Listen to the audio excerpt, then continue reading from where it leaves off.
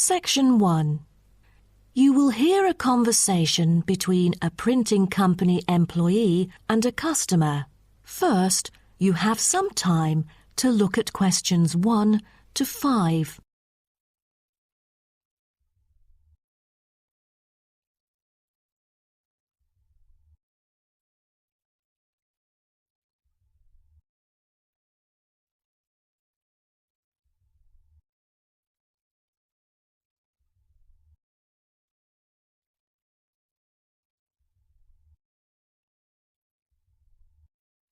You will see that there is an example which has been done for you. On this occasion only, the conversation relating to this will be played first. Good afternoon. Welcome to Matrix Printing. I'm John Smith. How can I help you? Good afternoon. I'm here to reprint a brochure for our hotel. There are some pages that need revising. The customer says the brochure sample needs revising. So, brochure has been written in the space. Now we shall begin. You should answer the questions as you listen, because you will not hear the recording a second time. Listen carefully and answer questions 1 to 5. Good afternoon. Welcome to Matrix Printing. I'm John Smith. How can I help you? Good afternoon.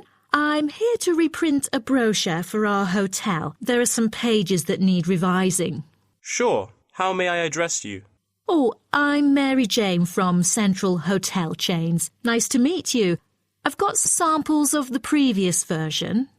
I assume it is your company's advertising brochure. Yes. What exactly is the problem?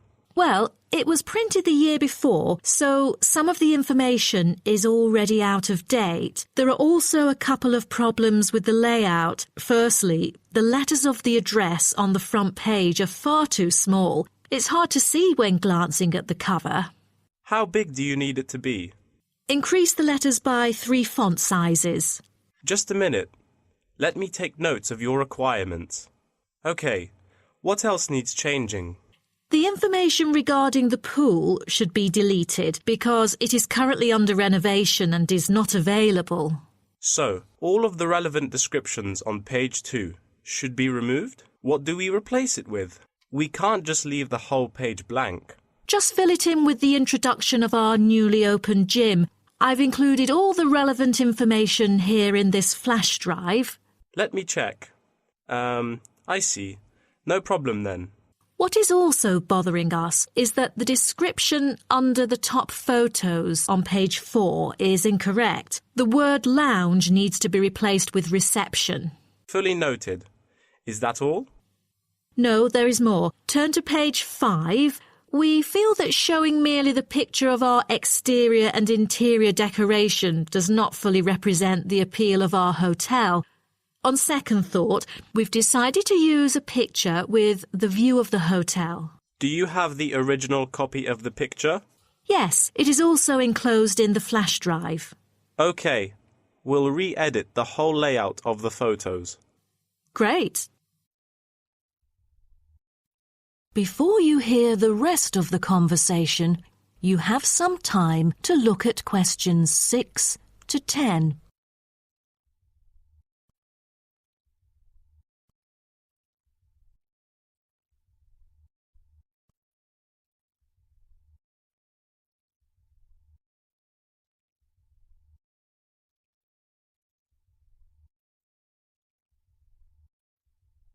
Now listen and answer questions 6 to 10. Let's turn to the next page. Yes. What's wrong with that? It seems perfectly fine to me. At first sight, it seems fine, but according to the feedback of the customers, the prices do not stand out. So, we want to change the print from black to red to make it pop out. Okay, I've made notes of all of your requests. Is there anything else? I appreciate it. Just one final request. Could you translate the whole brochure into Spanish? We have customers worldwide, you know, especially those from Latin countries. No problem. What about other languages, like Japanese, Chinese or German? These are our most popular target languages. I have to ask the manager about the Chinese version. There's been a surging number of Chinese clients during recent years. However, we don't need German or Japanese translations, as we currently don't have many customers from those two countries. Sure, just keep me updated. So, roughly, when could we get the revised print? We need it before the end of July. It's late June now. Roughly, it'll take 3 weeks to re-edit. So it will definitely be ready before the deadline. Great. To where shall we send the samples? The address is number 9 Green Drive, Clifton, NY 21300. How do you spell Clifton? CLIFFTON, Clifton. And the telephone number? It's 9030366602. Also, if you have any further questions, you can reach me through this number. Okay. That is the end of section 1. You now have half a minute to check your answers.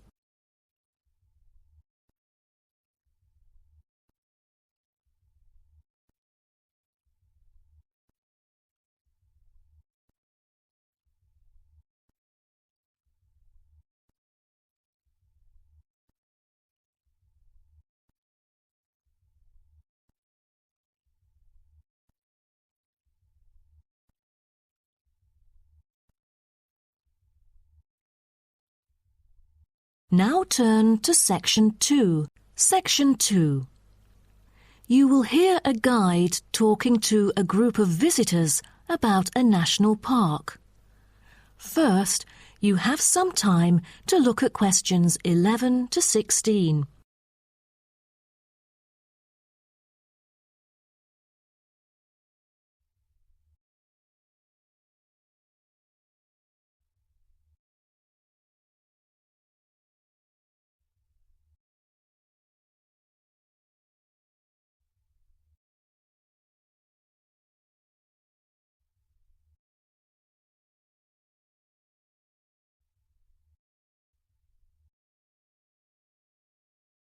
Now listen carefully and answer questions 11 to 16. Welcome to Byron National Park. I am Jim Carson, your tour guide for the trip. First, I'd like to give you some basic information about the park. Covering 7,000 acres of land and spanning across 3 states, Byron National Park was established to protect the area's most spectacular scenic values. With unique geological features, natural history, and native plant and animal life, it is an ideal destination for recreation as well as research purposes. The park has a breathtaking waterfall connecting the longest river in the country, but it is most renowned for having the largest subtropical rainforest worldwide. There are many layers of tall, medium, and low vegetation growing with seasonal variations in the park. It is a place where the air seems green. Ardent hikers can find an awesome array of options here. Apart from the dense green rainforest, tourists can also hike along the mountain trail. Despite the stunning view, taking photos is not advised on the way up, I'm afraid, as one might get distracted and the narrow trail by the sheer cliff is quite dangerous. When you reach the top of the mountain, there is nothing better than having a picnic under the trees with your family. Accompanied mostly by wildlife, walkers as well as cyclists may find the bush track a good choice for having a tranquil time to themselves. As your tour guide, I suggest that only expert hikers take the creek circuit, because its beautiful and inspiring scenery through the subtropical jungle is paralleled by its physical challenges. A list of transport is available within the park. Bicycles are a popular choice, as it is the most flexible way to get around. Electric trams are temporarily closed for maintenance. Boat trips down the river are an ideal way to spend a tranquil afternoon. Rest assured that transport within the park is covered in the bill. Extreme sports is another highlight of the park. There are, for adventurous grown-ups, especially those who are comfortable with having a racing heart, scary as it may sound, it is actually safe to participate in extreme sports under strict instructions and close supervision. Abseiling is available regardless of the weather. It is a fun way to overcome fear of heights, gain new skills, and get an adrenaline rush. Bungee jumping and paragliding are also available, except for during the summer. At this point, you might worry about meals here. Well, even though there is only one restaurant in the park at the moment, the variety of dishes is astonishing. There are 2 meals included in the price. Just get your meal ticket at the reception before dining. Also, there is no need to make reservations or worry about availability, since there are plenty of tables. Before you hear the rest of the talk, you have some time to look at questions 17 to 20.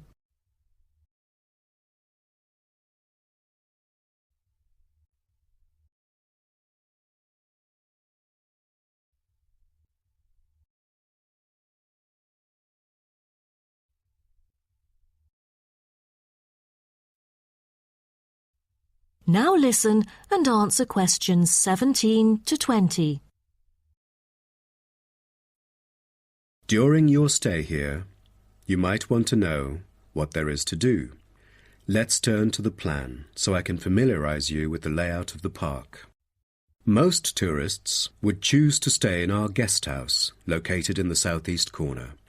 It features 63 tastefully appointed guest rooms, many of which offer spectacular views of the park. You'll find a home away from home at our guest house. But for those who want to experience the natural beauty up close, there is also a campsite. When you get out of the guest house, go straight ahead, turn right at the end of the road. To your left, there is a campsite amongst the trees where you could spend a night under the stars together with owls and chipmunks. If you look at the top left of the plan, you will notice a picnic area. You can either bring your own food, or we can deliver food to you. Barbecue is an option. The business centre is situated directly opposite the picnic area. It provides flexible, fully serviced offices, conferencing suites, meeting rooms, and is equipped with the latest multimedia facilities. Wired, as well as wireless, high-speed internet is available within the entire premises. The centre is designed to cater to both individual travellers and corporate groups. Visitors can also go to the museum, which holds a vast collection that exhibits local history and a natural habitat. You start from the guest house, just turn left at the first conjunction, then walk past the tea house. Turn right. You'll see the museum after making the third right. Have you found it? Pretty easy, right? To spend a delightful afternoon with a book and a fresh cup of coffee, you can go to the only cafe in the park. From the guest house, you go straight, then take the second right, and you'll see the cafe right in front of you. You might want to check out our all-season tennis court, which offers instruction for all ages and skill levels. It is located right opposite the cafe. That is the end of section 2. You now have half a minute to check your answers.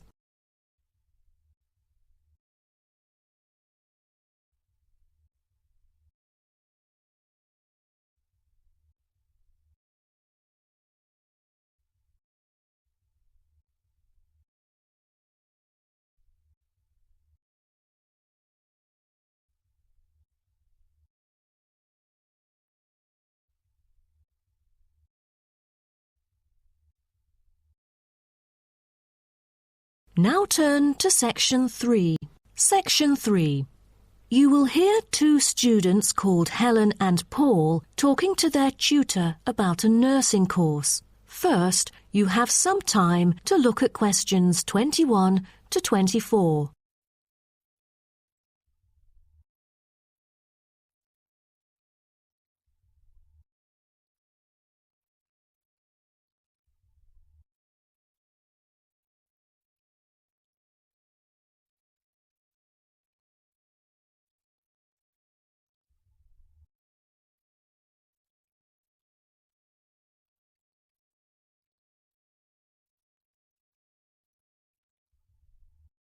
Now, listen carefully and answer questions 21 to 24.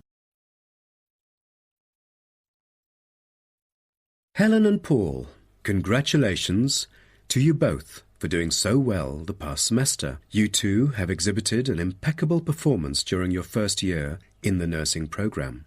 I'd like to get some feedback from the two of you to better improve the program and to provide guidance for our prospective students. I'd like to start with you, Helen. So, first of all, which aspect of the program impressed you? Well, to be honest, when I was enrolled into the course, I was expecting a group of classmates my age. But as I stepped into the classroom for the first time, I was surprised by the diversity. Most were in their 20s, but there were also those in their 30s or even 40s. As it turns out, the intergenerational communication has sparked intense debate and new thinking, and I think that's something special about the programme that I appreciate very much. What about you, Paul? What do you think of the programme? For me, the group project we carried out last semester is another key feature of the program. The whole class was divided into 8 different groups, working on 8 prospective cases. Team-building sessions were conducted in a collaborative way most of the time. Comprised of 5 members, our group studied acute pancreatitis. During the process, we broke the task into different parts and assigned them to each member. We were then able to tackle the complex problem by pooling our knowledge and skills. More importantly, stronger links were established between the group members. Because of the project, we've all become good friends. That's true. According to graduates, group projects prepare them for the work world in which teamwork and collaboration are increasingly the norm. So tell me, Paul, what else do you like about the program? I want to be a registered nurse working in a public hospital after graduation. So the internship provided is a valuable opportunity for clinical practice in a supportive learning atmosphere. However, I was amazed by the amount of written assignments, since I thought the course should have focused more on practice-oriented learning. Well, I have to disagree with you, Paul. The essays demonstrate your understanding of the course. For me, writing essays is a process that involves critical thinking, which challenges me to develop my points more thoroughly. I thus managed to gain a diversity of perspectives. The program is designed to deliver basic and advanced theoretical knowledge of core concepts, including healthcare systems concepts, together with practicum or clinical practice experience to bridge the classroom content to the practice setting. So, I'm afraid written work is unavoidable. Also this year, we've added a module of law. How do you feel about that? At first, we felt that learning law is kind of redundant and too time-consuming. After a few sessions, we realised that it is necessary in dealing with future medical disputes. Before you hear the rest of the talk, you have some time to look at questions 25 to 30.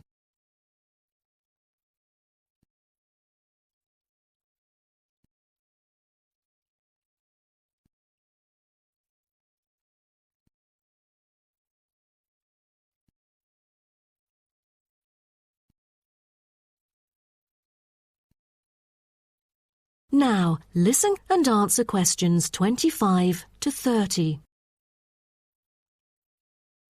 Do you have any suggestions for prospective students? What bothers me most is handing in essays on time. I almost missed the deadline once because there were 3 essays due within the same week, so rationalizing your time is critical. Well, that's true. The lectures deliver so much useful information. I have poor memory, so I kept making notes and revisiting them on a regular basis. To my surprise, at the end of the semester, I have learnt the key concepts by heart. How was the research? I heard that it was quite challenging. How did you manage to overcome the difficulties? That's true. The majority of us had no clue how to carry out the research at first. Fortunately, when I was digging up reference materials at the library, I sought help from the librarian. She taught me about finding the appropriate resources and choosing the proper research methods. Have you checked out the online forum? Yes, it has become a habit for me to visit the forum regularly. In a sense, it extends classroom learning. It is where the students post academic problems that they come across and get support from the faculty members. Some of my classmates didn't do so well during the placement tests. I feel that background reading is necessary. Lastly, do you have anything to say to the freshmen?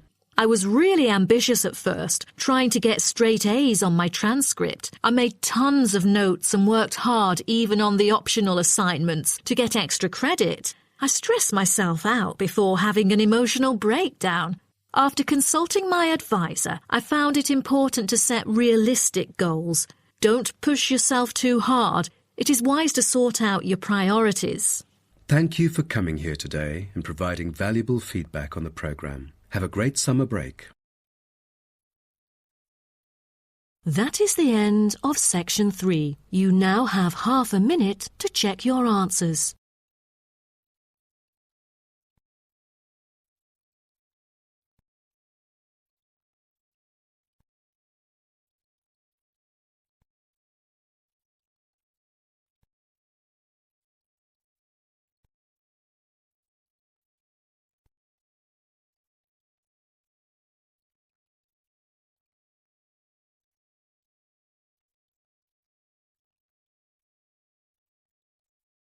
Now turn to Section 4. Section 4. You will hear part of a lecture about African penguins. First, you have some time to look at questions 31 to 40.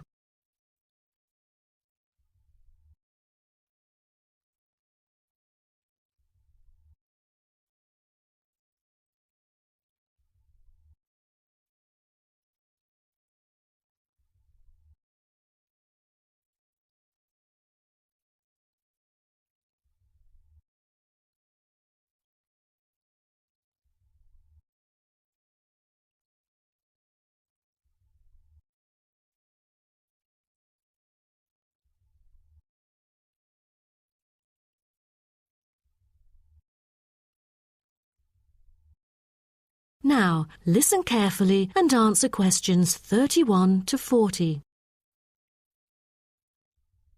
Good morning, everyone. Today's lecture is about a type of adorable animal, the penguin. When you think of penguins, you may picture them surrounded by snow and ice. But not all penguins live where it's cold.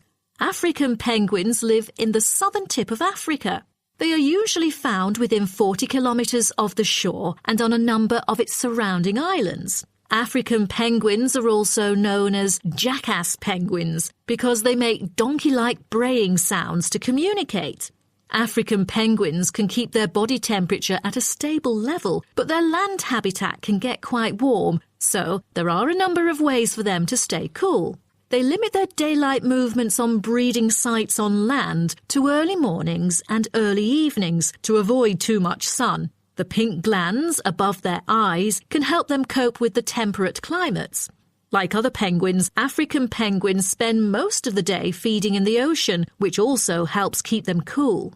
Being a type of small to medium-sized penguin species, African penguins average about 60 centimetres tall and weigh up to 3.6 kilograms. They have a black stripe and a pattern of unique black spots on their chest. Males are larger than females and have larger beaks.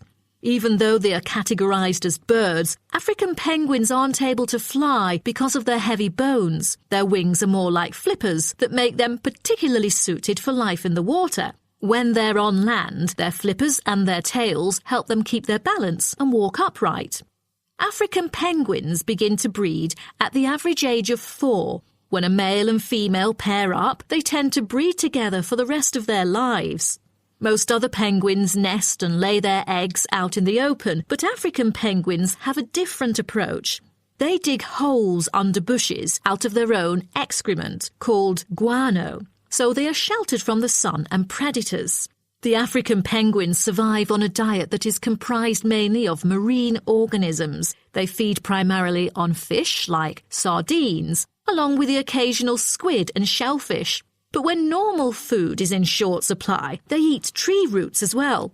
The streamlined body of the African penguin allows it to move through the water like a rocket, capable of reaching a speed of around 20 kilometers per hour when hunting for food.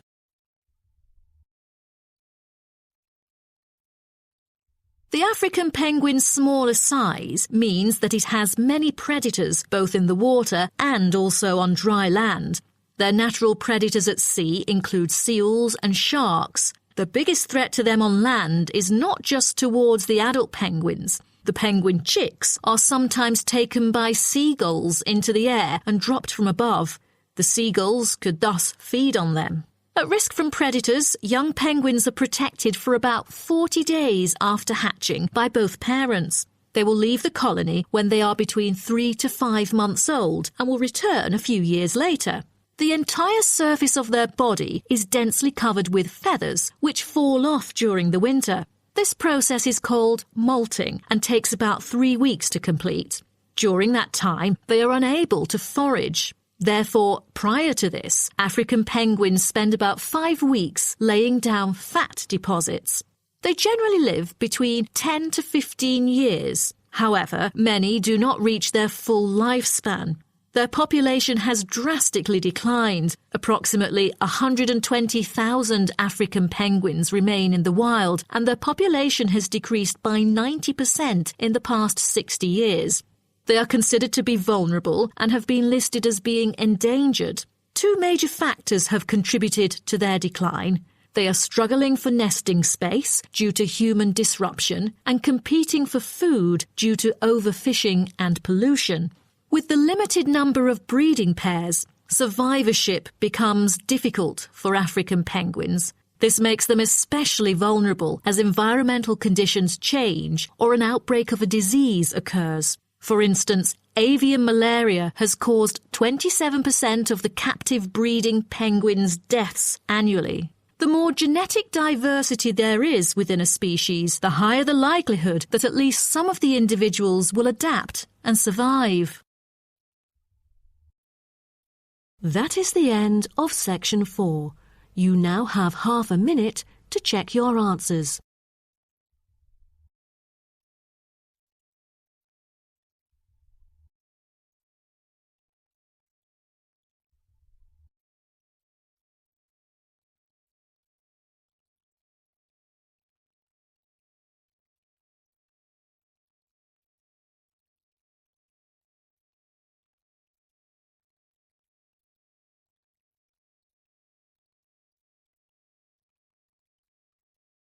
That is the end of the listening test.